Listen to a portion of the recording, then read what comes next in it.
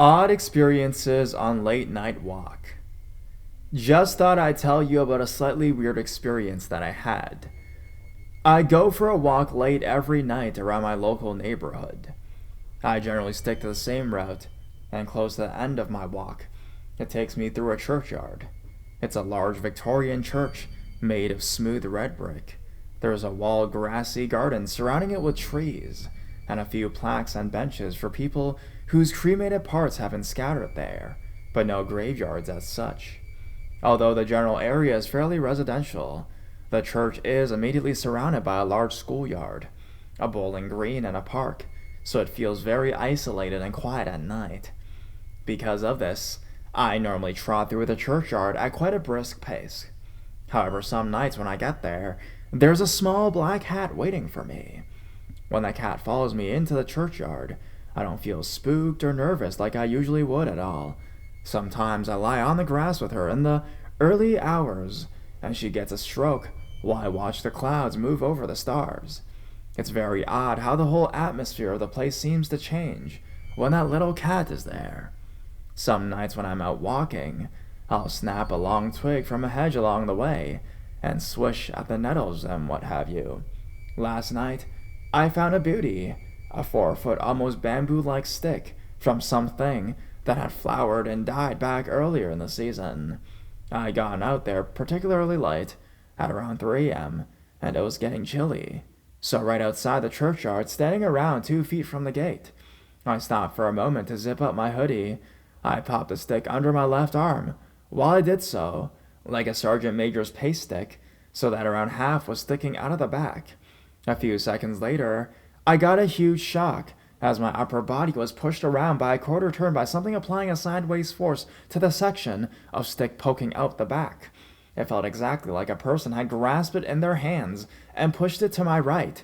I quickly turned this way and that, but there was no one near me.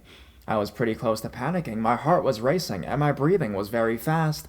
I tried to calm myself and slow my breathing, and as I did, I noticed a blue glow coming from a parked car around 20 meters away. Parked at the side of the road, it was difficult to see anything. The street is illuminated by well-spaced sodium lights, which are partly obscured by foliage at this time of the year. I took a few steps closer to the car, straining my eyes in the orange light, and the shape of a man in the driver's seat suddenly became apparent.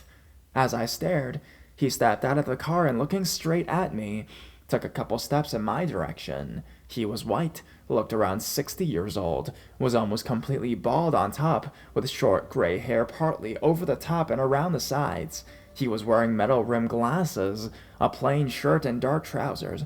I was already really spooked by the stick incident, so I said to myself, "Sod this," turned on my heels and walked quickly into the churchyard.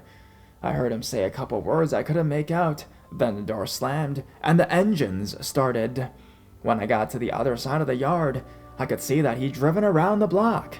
It was now on the same side as me. I was almost home, but I didn't want him following me there, so I set off in the opposite direction with him slowly coming after me. I was trying to walk nonchalantly, but I was terrified by now. I crossed the park ahead of me, and again, he drove around to the side I emerged on. One corner of the park dips and leads to a footpath, which is almost impossible to see from the roads, as it goes downhill, and is surrounded by trees. I've always been a pretty decent runner, but my god, I set a personal best as I switched to a sprint and headed for that corner with him driving down the street towards me. The path is a shortcut into a housing estate. It would take a good 5 minutes to get up by road, so I walked through in what I hoped was an unpredictable fashion, switching between streets and cutting down alleyways until I was sure I wasn't being followed, and then made my way home. I really don't know what to make of any of this. I went out again tonight. Nothing out of the ordinary happened, but I did see my little cat again.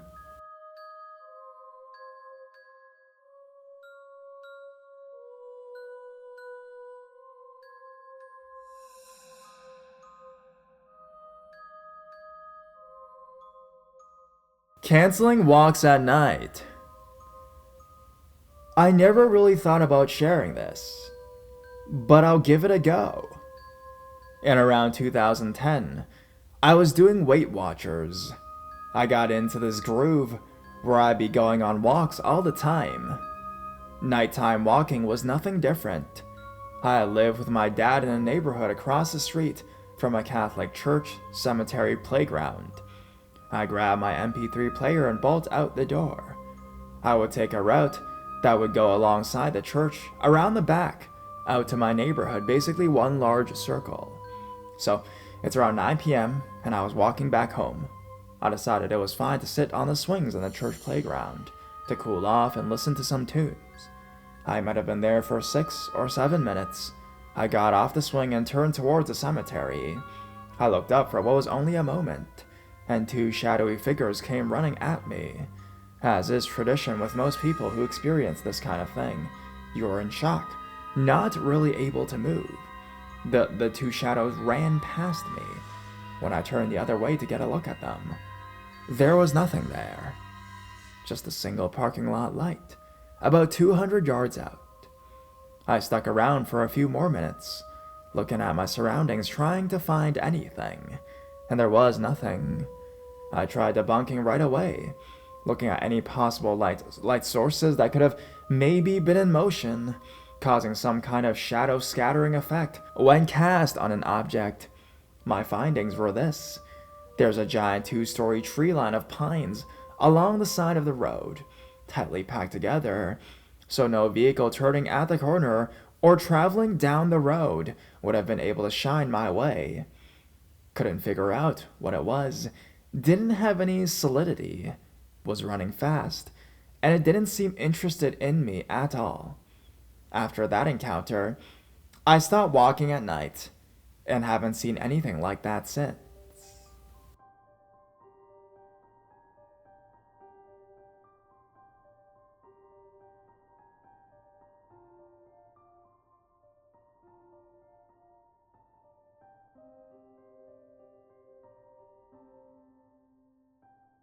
A walk through a cemetery one Halloween night. One night on Halloween, about 4 years back, me and a friend decided we were bored of sitting at her place, so we decided to take a walk down the local cemetery. We spent about an hour walking around the cemetery, and she told me about one lady's grave who always had a doll or some sort of decoration placed at the spot. We were walking by and noticed that this time it was a small set of wind chimes hanging from a planter hook. Being that this was a decently breezy night, you could hear the chimes ringing pretty much the whole time from anywhere in the cemetery and the surrounding areas. The strange part was that whenever we would get near the grave, the chimes would still hang as still and quiet as if there were no winds at all, even though we could feel the wind blowing and see nearby trees shaking from it.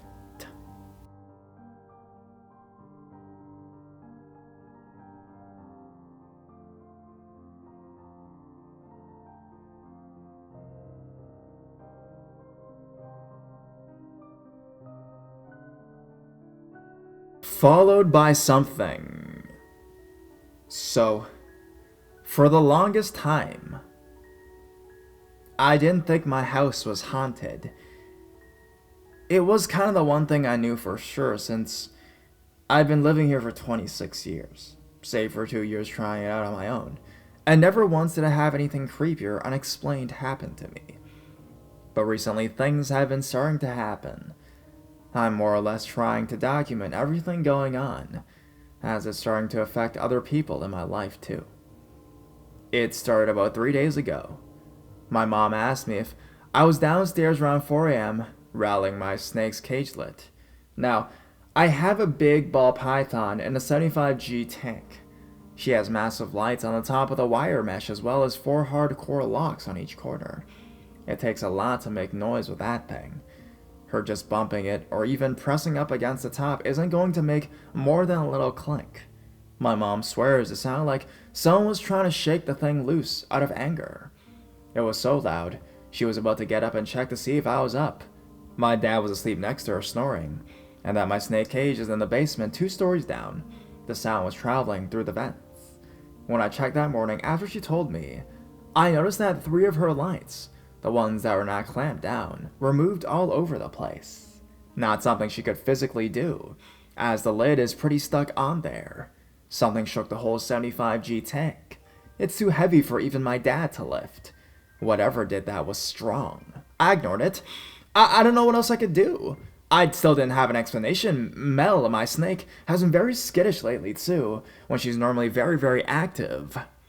That night after that, I was sitting in my bathroom reading, when I heard a cough from downstairs. Not like a dog cough, I have 3, but there was a voice behind it. Like someone was downstairs in the living room and just coughed 3 times. I was home alone with only my dogs and Snake. Now, my dogs lose their collective minds when someone comes into the house. Don't matter who it is. My youngest is at the door losing it, with excitement, so if a real person was standing in my living room, I would hear about it. He was passed out on the couch when I came to check it out. Didn't even move when I poked him. He was so hard out of it. The other 2 were in the bedroom upstairs, so unless my dog managed to make the sound of a grown man coughing up a lung, I still don't know who or what it was.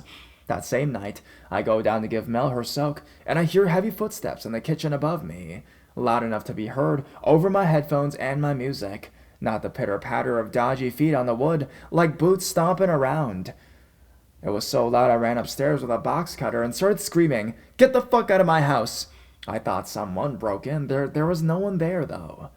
My dogs all looked at me like I was nuts. None of them had moved, once again discounting the idea that there was a person in there. Still, I checked every door and every window. All were locked tight and untouched. No cars outside but mine, and not a single person in sight. Nothing happened last night, at least nothing that woke anyone. But today at work, I was recounting this to my friend who's into ghosts and spirits. She said, I should just sage the house or something like that. And we're just chatting when my phone starts going off, not ringing. It sounded like a horrible demonic voice chanting through my phone. It was so loud my friend turned white, and as if some bad Halloween ringtone. I swore it wasn't. I whipped my phone out to see a black screen with emojis everywhere, as if someone just stamped them in MS Paint all over the screen. I had to force restart the thing to get the chanting to stop. Both of us were freaked out but laughed, saying I hit a button or started a video by accident. While over by the ferret cage, I work at a pet store. Another friend and I were talking about the names of the parrots, and we pulled Jon Snow, the white one, out, and started playing with him. Both of us started to laugh at the parrot trying to wiggle his way into my hoodie sleeve when the phone starts up again, but this time it's a male's voice. Same grumble tone asking, "Why are you smiling?" So clear. My coworker spun around thinking someone was standing behind us. I damn near threw my phone on the cage and stared at it. It was fully locked. Once unlocked, it showed no missed messages or missed calls, no videos or windows open. Nothing. The voice sounded like I had a speakerphone on, and someone asked that over the other line. The last weird thing to happen was on one of my night walks with one of my dogs. I work closing shifts. 2 lights started to flicker on and off as we passed, then pop back on as soon as we passed under them. I have no idea if it's related, but everything is just starting to pile up. I might get that sage tomorrow after work and hope that I'm just going a little crazy. I have no idea what to do but try and record anything that happens from now on. Have someone take a video of my phone if it acts up again, maybe? Nothing like this has happened to me before, and I have no idea what to do, what it wants, or how to deal with it. If it wasn't for the phone thing and 2 other people freaking out about it, I would have never given these other things a second thought. I'll try and update this if anything else weird happens. I really hope that nothing else does, and I can just pretend all this was some weird glitch in my phone and a pissed off snake tantrum at 4 a.m.